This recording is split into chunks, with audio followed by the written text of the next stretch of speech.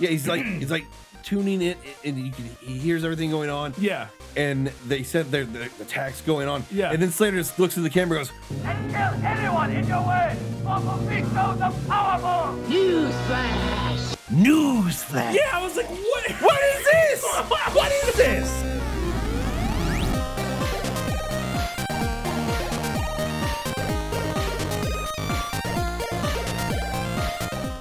Hello and welcome back to the 191st episode, Good Bad or Bad Show, watch several movies and tell you future too. I'm your host, Mr. Brian Shilligo, coming to you once again with the other co-host of this illustrious show, Mr. Kyle Hinton. Kyle, today we're talking about a weird-ass movie.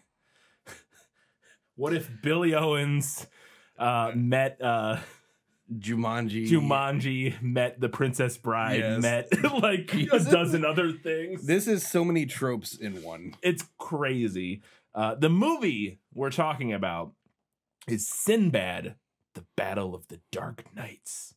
And kill anyone in your way. Mephisto's the powerful. Newsflash! I don't even know what that title What? refers to. Yeah. I'm being honest. I watched this movie last night. I have no idea what happened at all.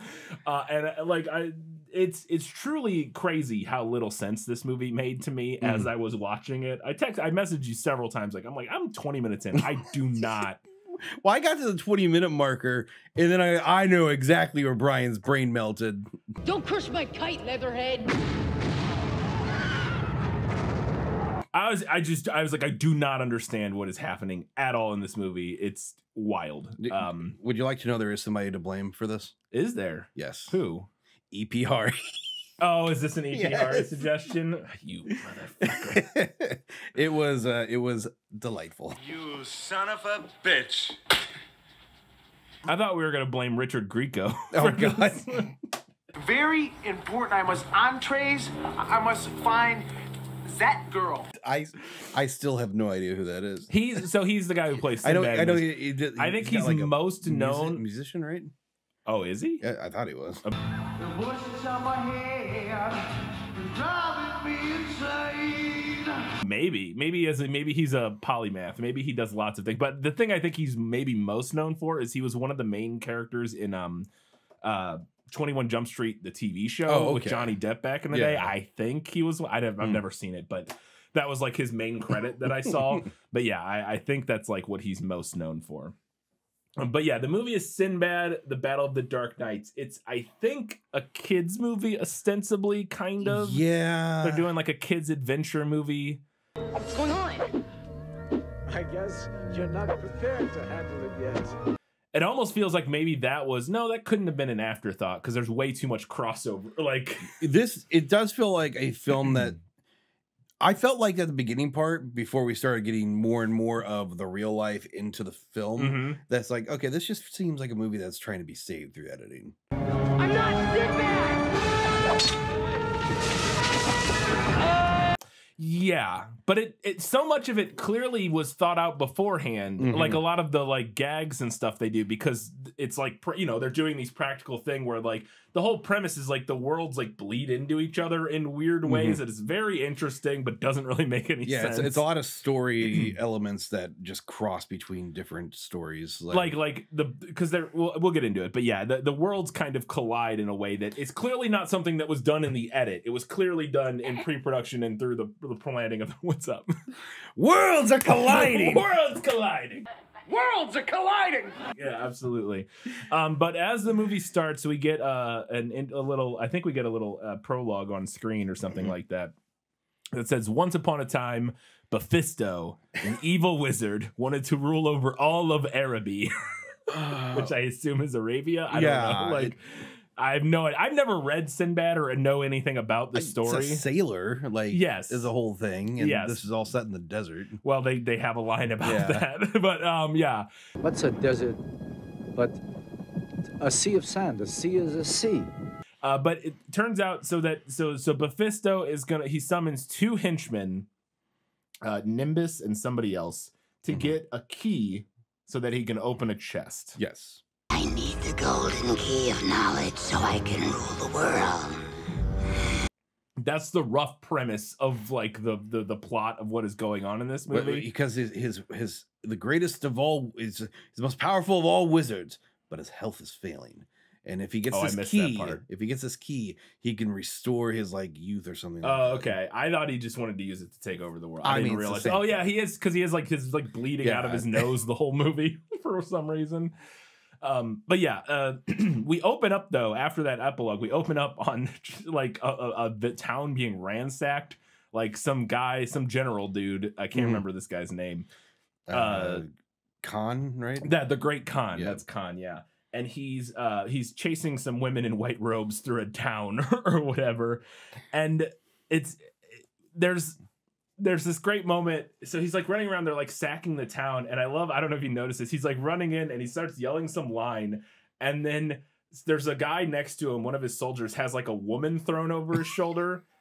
And you can't see her face, but he clearly goes to smack this woman on the ass, and they cut. Right before he does it, because they're like, this is a kid's movie, we can't have that in here. I guess is what happened. I don't know, but he very clearly is like winding just part up. of your average pillaging. Yeah. Move out of my way! Where is the key? And then he breaks the fourth wall, which happens several times in this movie in a way that I was not expecting. Usually with the kid. Yes, usually with the kid, but sometimes these other characters, he just turns to the camera and he's like, Move out of my way! No one stands in the way of the murky Khan and his prey! Move out of my way. Where is the key? Ah! And he like screams at the camera like, what is happening? Also, his makeup is pretty insane. Yeah, he has like this white, like... It's like kabuki theater. Yeah, almost like kabuki makeup kind of style thing or whatever. But then we cut away from that. That's like our kind of cold open just to get us some action, I guess, right off the bat. Then we cut to a house, like an old manor. And this old guy arrives, knocks on the door, and arrives at this old manor. And this is the Jumanji half of... Yes. Of the story. This is...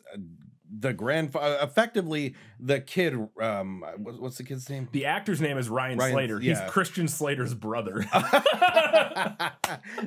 I never picked up on what his actual character name is. I think I have it in here. So I always just called him Slater, so I don't know because all I remember was Ryan Slater. Yeah. And I looked at it, I was like, I wonder if, and yes, he's Christian Slater's brother, which makes sense because he looks kind of like Christian Slater.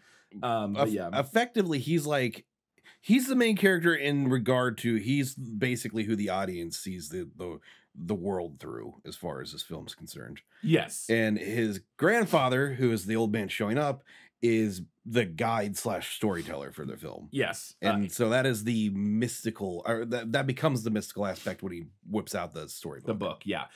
Anthony is the kid's name. Okay. I just looked it up because I couldn't remember. Yes, Anthony. And he's like a spoiled little rich kid. Yes. Just very interesting. He's literally Michael J. Fox's character from Family Ties. All that's required here is a gesture of love. Slip her $100. Oh, I've actually never watched Family Ties at he's all. like an 80s corporate Wall Street. Yes, he's wearing a suit. Yes. He's wearing a suit. He's like a freaking pocket square. Yeah. It's like it's pre-American Psycho. And it's yes, you're right. And it's cracking me up because the grandpa comes in and he's like his grandpa's like babysitting him. His dad's going to some event or something. He's getting the key to the city. Yes. Which is like the weird tie-in with the key, looking for the key. We'll get to it later. But he's babysitting him for the night, and he comes in and he's like, his grandpa's like spouting all this random mystic, cryptic nonsense. He's just like, your own imagination. It's your key to the world. It's a map to adventure. You have the gift, blah, blah, blah. Like and the kid's like, what are you talking about? I'm a Republican. Okay, it's what he said. And I was like, what is... And you have that gift. I'm a Republican. It's such a weird character choice for this like little kid. It's so strange. But he slams down this giant like ancient storybook, which is actually kind of a cool prop. Like as they're going through it, he's like folds this thing open into these huge like maps and stuff. It's kind of an interesting prop. But he opens this book up and he starts telling him the story of Sinbad. I guess, and I think he might allude to the fact that it's like an ancestor. I can't remember. Because this is the story my grandfather read to me. At some point he does. He's like, you're great. You're related. You're from the lineage of the Sinbad. Of course. Of course. Or something. But he slams his book down, and then we jump back into the Sinbad magic world, and we're introduced more specifically to Mephisto, played by Dean Stockwell. Oh my God. Doing the most with the entire. Okay, so he's this decrepit, aging wizard.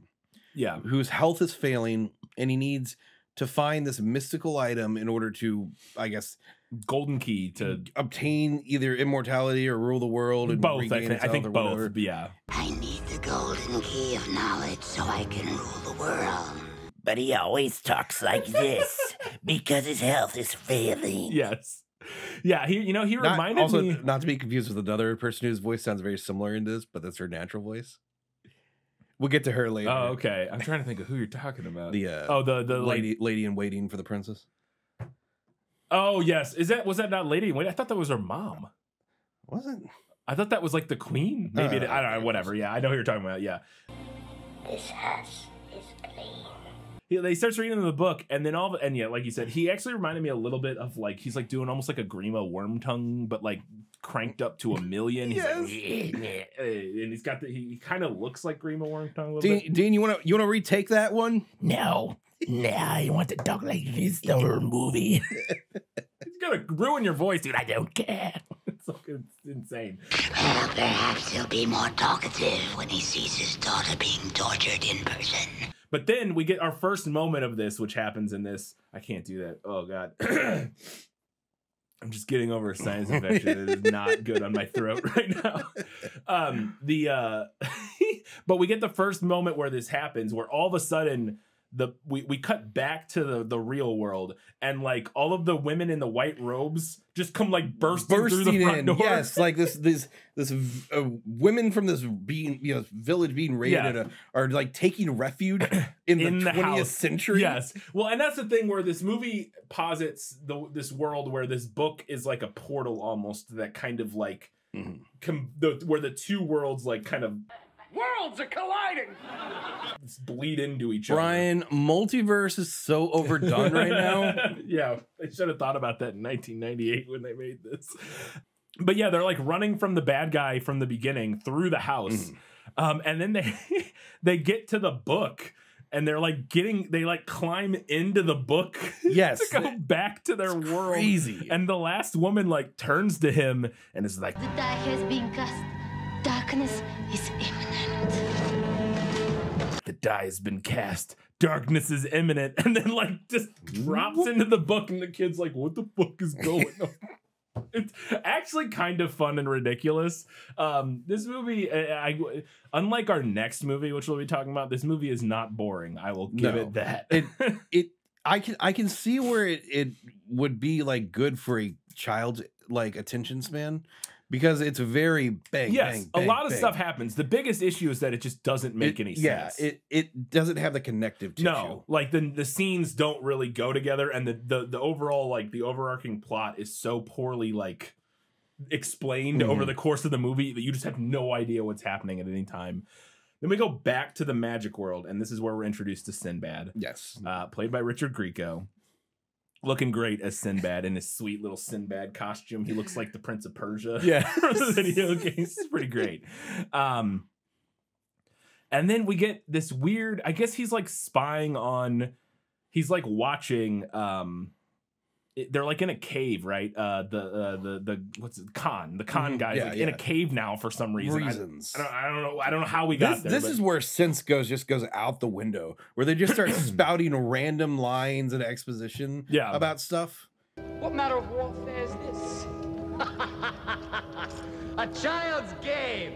I have no idea what's happening. Well, and this is where it felt to me like, I felt like what some of the stuff at the beginning, at least, we were getting like literal translations of like vignettes or stories from Sinbad, but without any explanation for like how we got there or like why it's relevant to anything else. Like this whole thing, they're in a cave and there's like a kite, and I'm like, what is happening? Okay, but it's this great line where he's like, I was told Sinbad was a worthy opponent. The large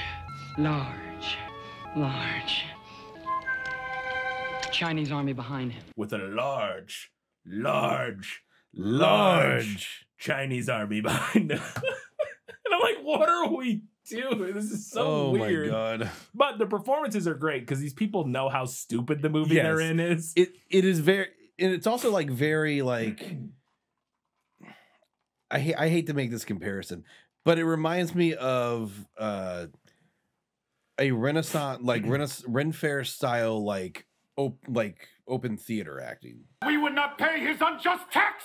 Okay, Cameron, I know you're taking that acting class. Oh, yes. No, it's all super over the top, super. Yeah. No, again, and I think the big thing is they just know that this movie is ridiculous. Yeah. And so they're just like, fuck it. Also, we ball. Also, fun part. So all this stuff involving these like cliffs, these majestic scenes and stuff like this. Do you know where that was shot? Jordan? A little north. Where? Bulgaria. Oh. And the only reason I know that is because they had a second unit for Bulgaria, which was directed by the guy who played Khan. Oh, okay. I found that interesting. And yeah, they made it work. Like the set design looked great for all this stuff. Oh, well, later in this movie, the reason I said Jordan is spoilers. They go film in Jordan. They film in fucking Petra in this movie. Oh, it's like where the Colosseum type thing is. Well, that, but no, the temple in the thing from the end of Indiana Jones and the Last Crusade. Yeah, it's from the where the city of Petra. They're bringing the slaves in. Right? Yeah. Okay, that's literally like an old, like a freaking first century AD historic site that they're filming. What do you think the budget for this movie was? I have no idea, but also I think Jordan, famously, I think is a pretty friendly film, like Star Wars, right? I think was filmed. I think Jordan, I can't remember, but well, I know like the king of Jordan, like he is pretty good ties with America. Like he was educated in the US and stuff like that. He has good relationships here. Yeah, but anyway, so because I said later they're literally filming in like actual historical. Like, it's like, how did you get clearance for this? For this movie does not deserve this at all. No. Then, so they're down in this cave doing God knows what. Meanwhile, we're introduced to fucking Dante Basco. Yes, freaking Rufio from Hook. Kill the liar! I'm not that kind of. Fucking Zuko from Avatar. Yes. It's incredible. But he's Prince Hong. He's the son of some king or whatever. Current. Whoever the ruler of China is. Yeah. But he's like friends with Sinbad and just like hangs out with him, I guess, and is like his little like buddy who like goes like on adventures with them, I guess is the idea. Don't worry, Sinbad. This is my land and my wall. I know all the secret passageways. Yeah, fucking Dante Basco is like incredible. We cut back to the real world briefly, and this is hilarious. This is the line you're referencing. The little kid is like, I think this is in the real world. The little kid's like, I thought Sinbad was a sailor. What's he doing in the desert? I thought Sinbad was a sailor. What's he doing in the desert? In China, no less. And somebody goes, such a great explanation. What's a desert if not a sea of sand? What's a desert but a sea of sand? A sea is a sea. It's like, that means nothing. Okay. What are mountains if not a sea of rocks? Yeah, like what? You could just say that about anything. It's so stupid. But sure, okay. What's a forest but a sea of trees? Yeah, that's not what a sailor is, man. I don't. Like, you can just say that about anything. It doesn't mean anything. And this is where I started getting really lost. Again, they're looking at some kite. And then Khan gets like mad because he gets embarrassed and he punches a horse, and a horse. Dude, he goes full Conan the Barbarian on that thing. He punches that horse, and you can tell that horse was stressing out so much. Well, you can tell that the reason it's on the ground, like the person on it is like pulling the bit like to turn its head really far so that it like stays on the ground, I guess. And the horse is not into it. It's very upsetting. It's very upsetting.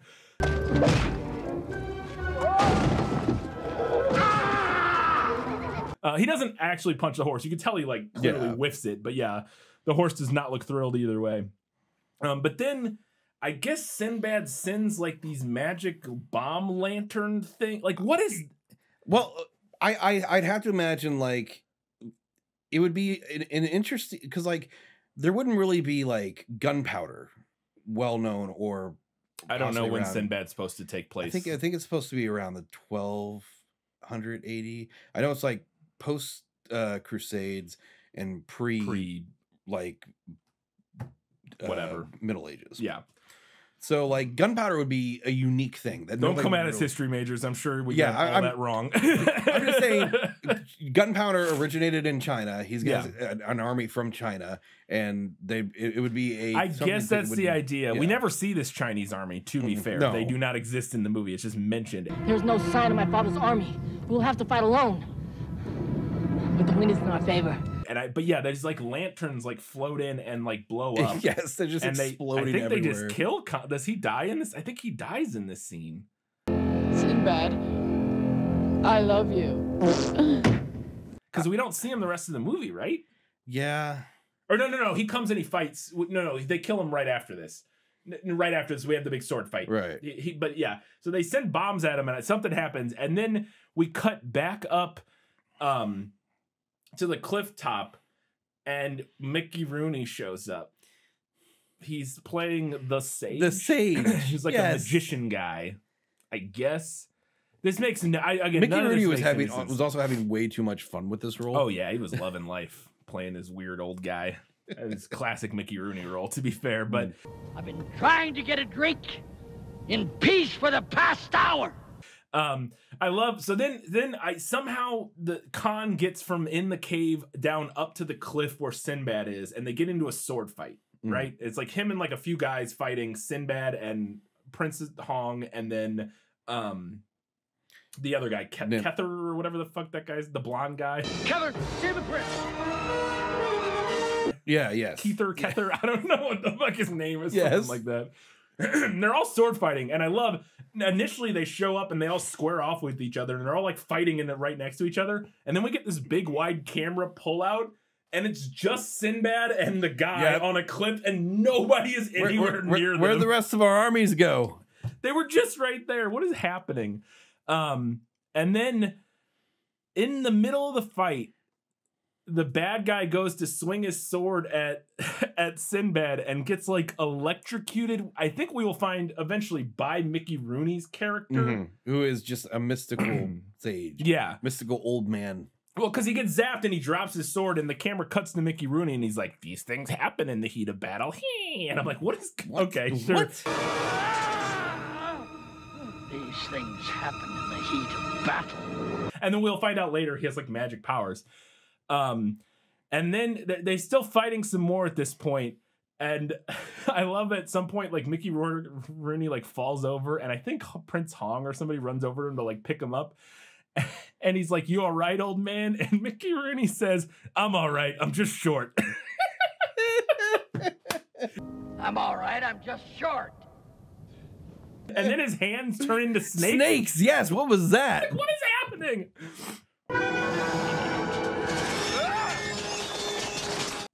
And I don't even know, because he does it to a good guy. Like, I don't even know what his... It's like, what are you doing? Who are you fighting against? I don't understand. Maybe he's just I think maybe the idea is kind of like an agent of chaos. He just does whatever he... I don't know. I'm an agent of chaos. I do also enjoy how, like, they're on, like... I'm just trying to make sense of, like, the way my brain interprets logic here. Which is a great way to say that. Yep. Why is there a well on a cliffside? How is that getting groundwater? I don't know how wells work, Kyle. So, I mean, I do know how wells work, but I don't know where the best place. Like, there's clearly a cliffside there because there's a point where the fight takes place on it. Couldn't there be a cave? And then, like, 100 feet away from that, there's a well. Yeah, couldn't there be? Because we know they were above a cave. There could be a cave with like a spring down there or something. Maybe. I don't know. I don't fucking know, man. I have no idea. That refreshing desert spring water. Yeah, I guess I don't fucking know. Meanwhile, back in the real world, the kid is also fighting some people. It keeps crossing. It's all crazy. Then at some point, towards the end of this fight, they get to the edge of the cliff, and apparently the river of hell like is beneath them. I was like, yes. What is this? What? Why is the fucking portal to hell beneath them? They look into the river of hell, and it's like a portal into the real world. Or yeah, I guess it's wild. I have no idea what is going on. And then they both fall off the cliff. Wait, is this when he's fighting Nimbus? I don't think it's maybe it is. I thought this was Khan, but maybe it is Nimbus. Maybe Khan just died in the cave, and now Nimbus shows up. They kind of look similar initially. Maybe this is Nimbus. Nimbus has the mask. Yeah. I can't remember. But the point is, he and Sinbad get into a tussle, and they eventually start rolling off the cliff and fall into the river to hell, right? Yes, yeah. But does Sinbad actually fall in, or doesn't he catch on the side of the cliff? Initially there, I think they do fall in, and it just teleports them somewhere or something. Dude, I have no idea. The whole thing is madness. Seek his revenge upon Sinbad. Well, yeah, no, he does fall in. That's right. You're right. Because he falls in, and that's how he ends up in Mickey Rourke's cave. Or Mickey Rooney's cave. It'd be great if Mickey Rourke was in this movie. But no, because yeah, they fall off the cliff. Then we cut briefly to Mephisto's tent, where his like little security guard is giving him an update on information. Which I swear to God, I looked this up. That actor, it says in the credits his name, and it's I can't remember what it is. It's like God, I can't remember. But I swear that's not who that is. I swear that actor is an actor named Kirk Fox, who was in, and I only recognized him because he was in an episode of Community where he plays Britta's carny ex-boyfriend. Okay. And I swear it's that actor. If you listen to him talking in that scene where he gives the update to like Mephisto or whatever, and then you put it next to the shot of his name is Blade in Community. He's a carny. It's great. But if you they sound exactly the same and they look exactly the same. I think it's him, but he's not in the credits. It's so, anyways, doesn't matter. Dropped over $300 on my booth, so I'll tell you.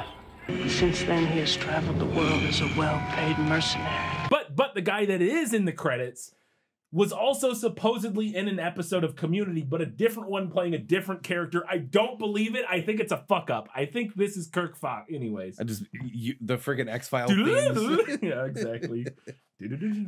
Yeah. I spent like 20 minutes in the middle of this movie yesterday, like Googling. The whole time Brian's like, I want to leave.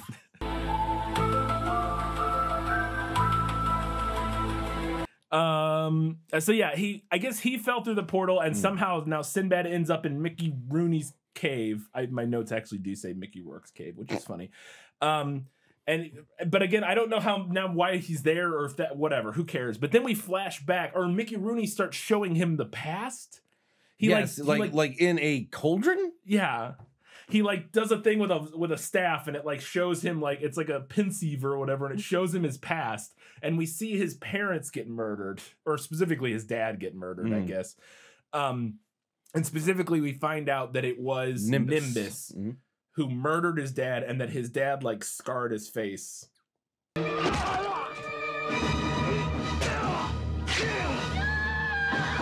Which is why he wears mask. Which is why he wears that mask and looks like a Phantom of the Opera well, because initially he wears like a full and then he wears mask, like a half and then later he wears like a Phantom of the Opera. Like, I need people to see at least some of my face. Yeah, it's great. And then he shows him a different part of his past. He steals his necklace coin thing. Yes. Mickey Rooney does, and shows him when he got that, or when he gave it to the princess. Yes. We go back and see Sinbad interacting with this princess when they were little kids.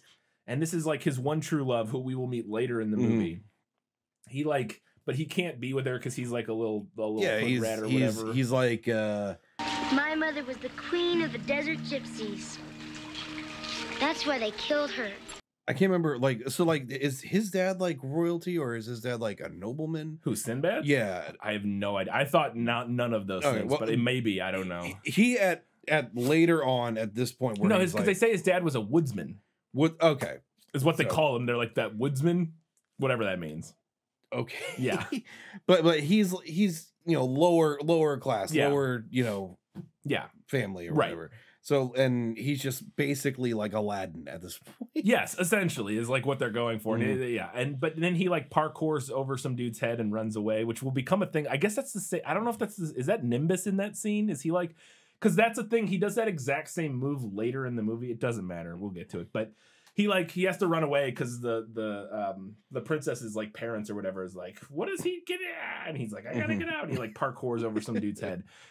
Then we cut back, and now Nimbus is like raiding another castle again, looking for the golden key. And this is where and I think, did you notice this castle? It's in the beginning scene and several scenes. I think it's all the same castle. I think that's the castle from, well, I can't remember the name of the movie. What's the movie where the kid flies the weird spaceship and then it turns into. Oh, you know what I'm talking about? What the fuck was that called? That was not that long ago. Star Games. Star Games. He's in a castle in the beginning. I think it's this. It looks a lot like this castle to me. It might not be, but it looks an awful lot like it. Anyway, so he's like raiding this castle. He murders an entire courtyard full of guys with a whip.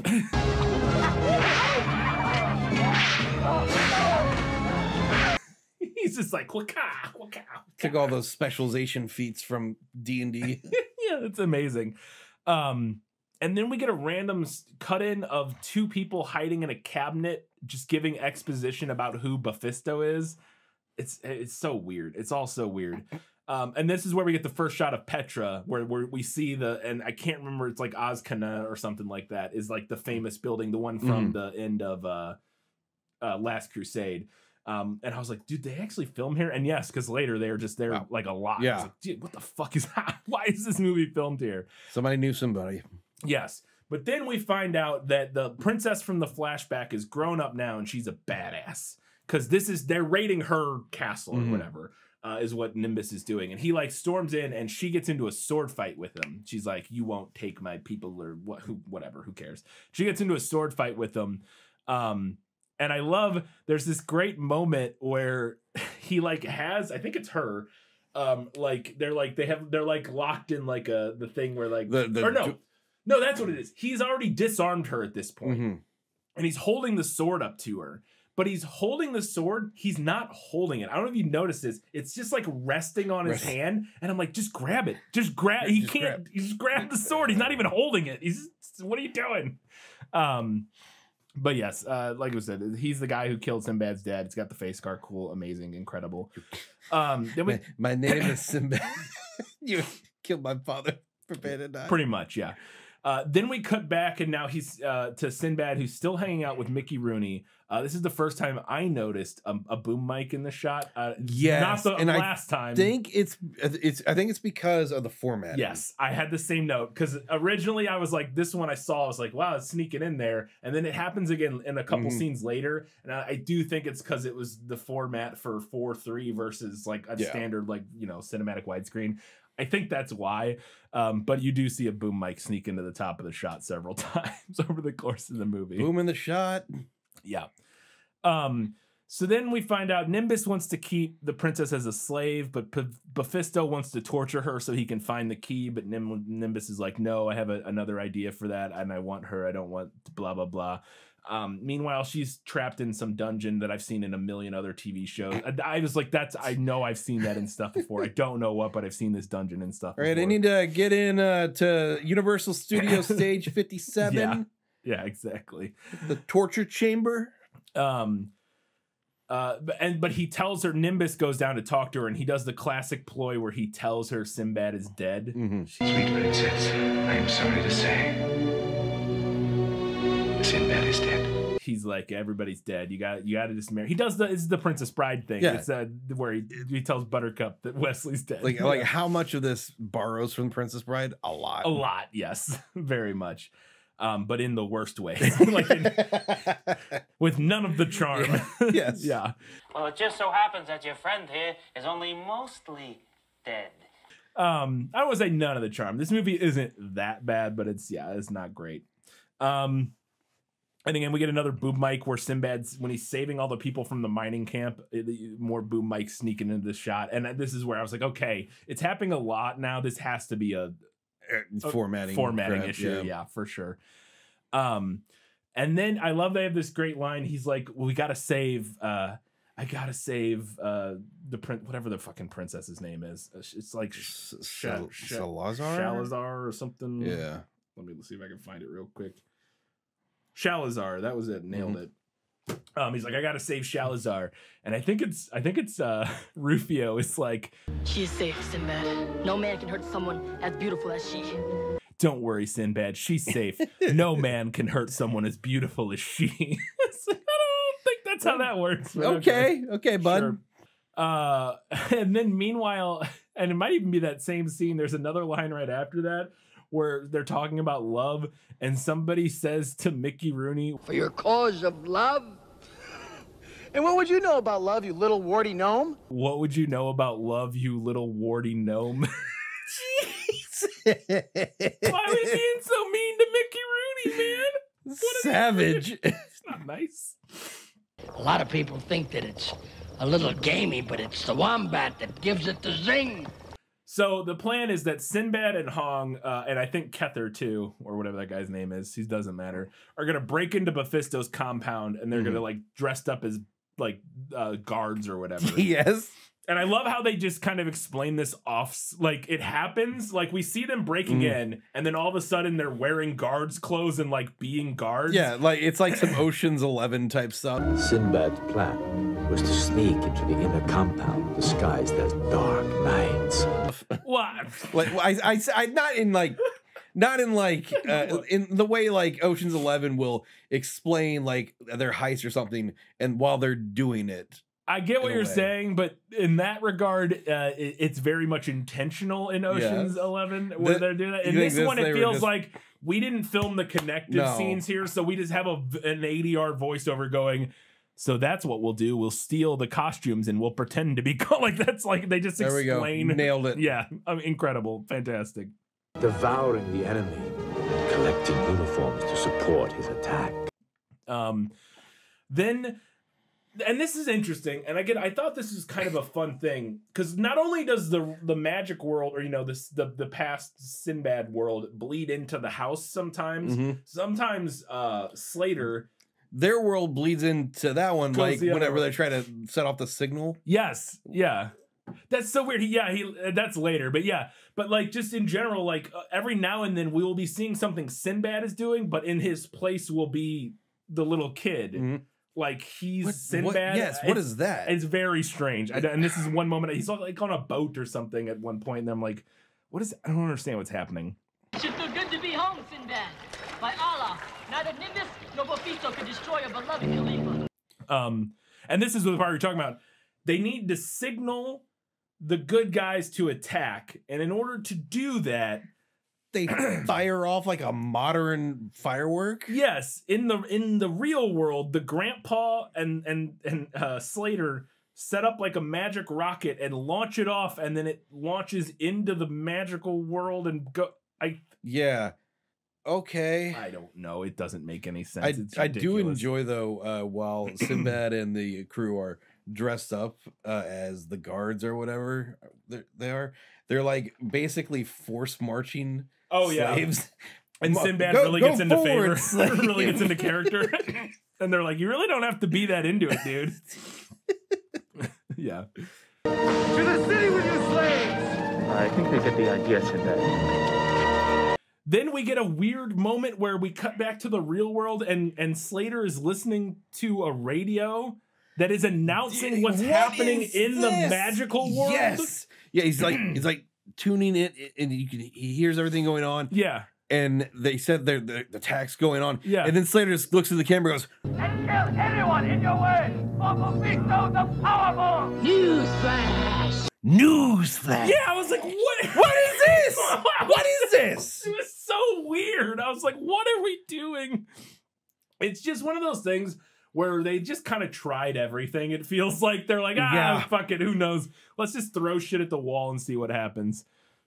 So then fighting is going on. Kether gets killed. Nobody gives a shit. Or I don't know if he dies. He gets stabbed. Yeah. It's like avenge me. Yeah. Avenge me. Kill him, Sinbad. He's the cause of all this. Kill him for me. Hey, you're fine. It's like, yeah, I'm great. Isn't that weird? Yeah. He's got his terrible blonde wig though, which is incredible.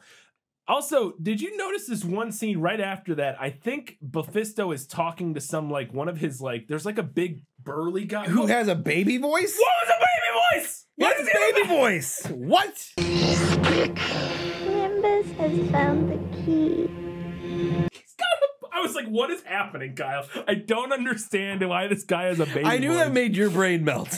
Well, and it was one of those things where I was like, maybe this is one of those things that's like from the story or something that just is thrown into the movie and it makes no sense because we don't. There's no way. I There's agree. no I way. agree that the giant guy with the baby voice is probably not from the book, but who knows? But it tells him where the key is, which is like, oh, the key you've been searching all the lands for and ransacking villages, going to war over. Yeah, it's like 500 feet that way. It's just in that tower up there in that chest, right? Yeah. Meanwhile, back in the real world, Slater's dad gets home. He gets home and he's like, hey, I got the key to the city. I've been honored by the mayor and everything. Dad, go away. Fuck off. Nobody cares. I'm talking with Grandpa about Sinbad. I got the key. Dad, you're ruining the moment. Meanwhile, as he's yelling at him to like that he doesn't care, the book in front of them bursts into flames, and his dad does not give a shit at all. The book like shoots sparks and shit everywhere, God. and the dad's like, "All right, I guess I'll go back to my office." Oh, like, oh, you scamp! Have fun with Grandpa. It's so fucking weird. I want to know who gets to rule the world. Then we cut back, and the princess gives Sinbad the medallion, the necklace thing that he gave her earlier, and it like he uses it. She like throws it to him, and because he's losing the fight to Nimbus, or he's fighting Nimbus in the Colosseum like area, which they call like the Hall of Astronomy or something. Which is, I think it's basically like a. Like it's like an amphitheater, yeah, it's like an amphitheater. like for like productions or whatever. But they call it like the Hall of Astronomy or something stupid. But he's like losing his fight to Nimbus, and she throws him this necklace, and it like blinds Nimbus or something. I don't fucking know. Yeah. And then Sinbad parkours over him like he did as a little kid, and flips his sword around somehow and impales him on it.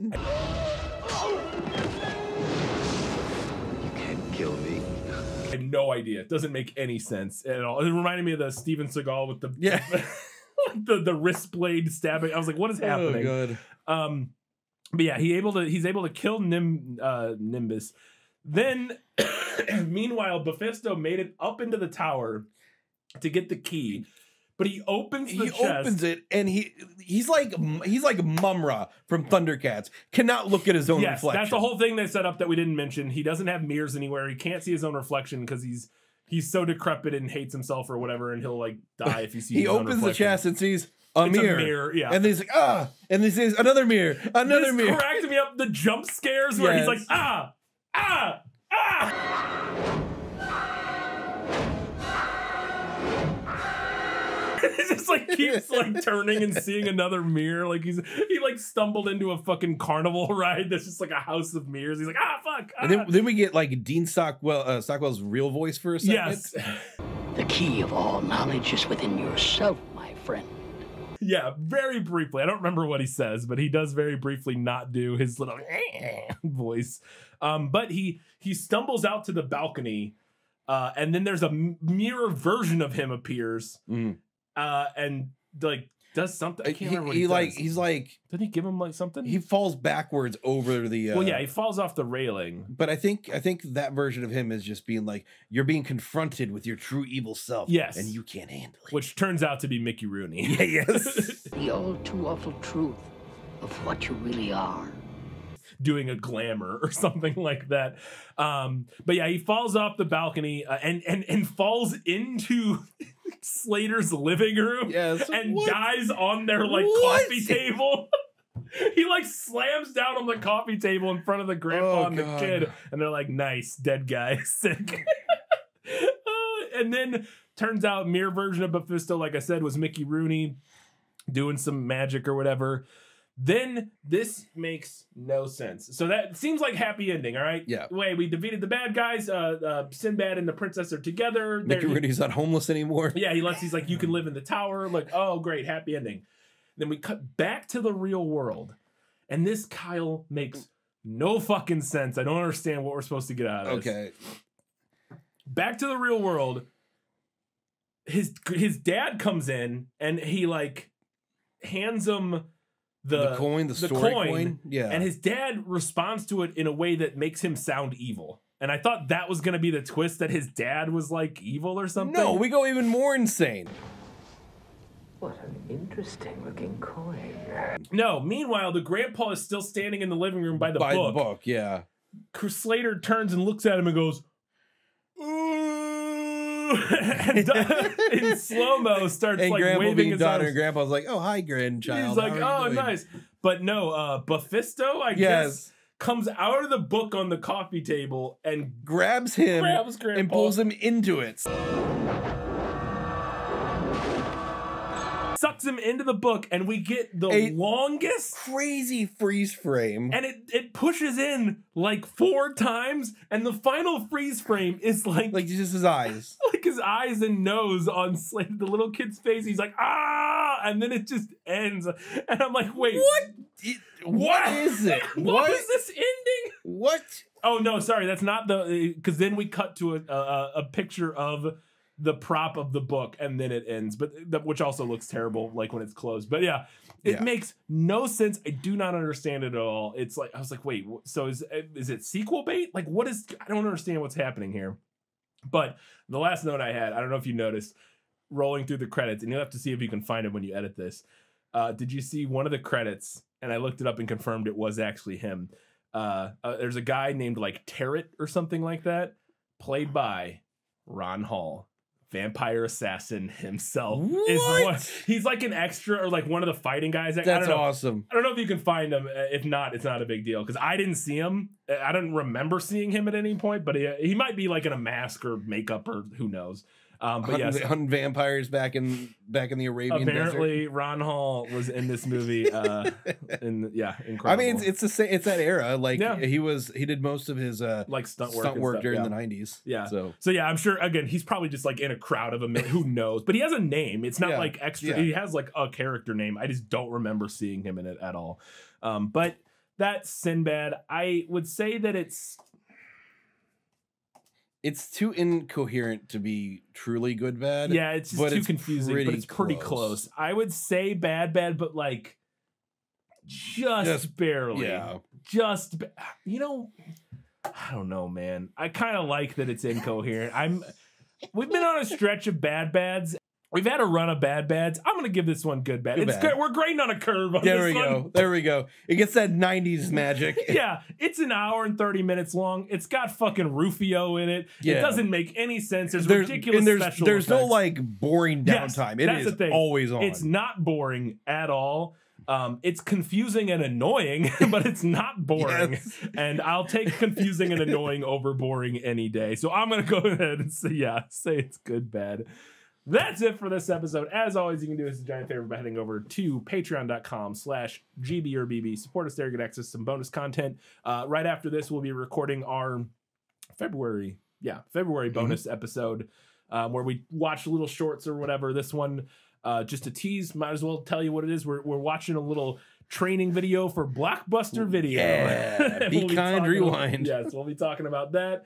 In that bonus episode, you go over there and support us for $5 a month, get access to that bonus content every month, among other stuff, backlogs of podcasts and all kinds of stuff. So look out for that.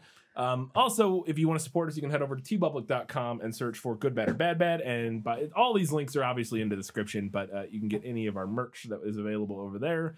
I need to work. We're going to get... I got a shirt. No, I know. I want to get some new merch. But anyways, that's a whole different discussion. We can work on that later. I have a podcast called This Film Is It. We're talking about movies that are based on books. When this episode's out, our most recent episode will have been, I believe, still Never Let Me Go. Probably never heard of it. Vampires? No. Damn it. I'm trying to think what you would be thinking. Oh, no, I think you're thinking of Let Me In, maybe. Let the Right One In? Or Let the Right One In, which, no, that is not what, which is a book, but that's not what we're talking. No, Never Let Me Go is a sci-fi kind of... it's a book. Anyways, it's complicated. The movie was written by Alex Garland, the guy who did like Ex Machina and all that stuff. Is it about like uploading brains to AI stuff? No. It's about spoilers. It's about people being used as like organ farms, basically. Like so The Island. Maybe. I've not seen The Island. It sounds maybe vaguely similar. Watch The Island is a Michael Bay film that stars Ian McGregor. Yes. I remember. I've heard of it. I think it's a similar idea, but this one's much more of like that one's more of like an action adventure-y, like sci-fi. This one's very much like a character-driven, like high drama, like kind of thing. Also, a lot of it's like a love triangle-y kind of story. The movie stars Carey Mulligan, Andrew Garfield, and Keira Knightley. So it's got a great cast. Yeah. The movie's. I thought the movie was like really, really good. We did this recently. I thought the movie was great, and Katie really liked the book. So that's our most recent episode, I think, when this episode comes out. So look out for that. I think that's it. That's all we got. Until next time, keep watching movies. And you know what? Fuck it. Fine. Yeah. It's on YouTube, baby. Sinbad and the Battle of the Black Knights. It's on YouTube. Compared to the other garbage we've been watching lately, it's a fucking masterpiece. So go watch it.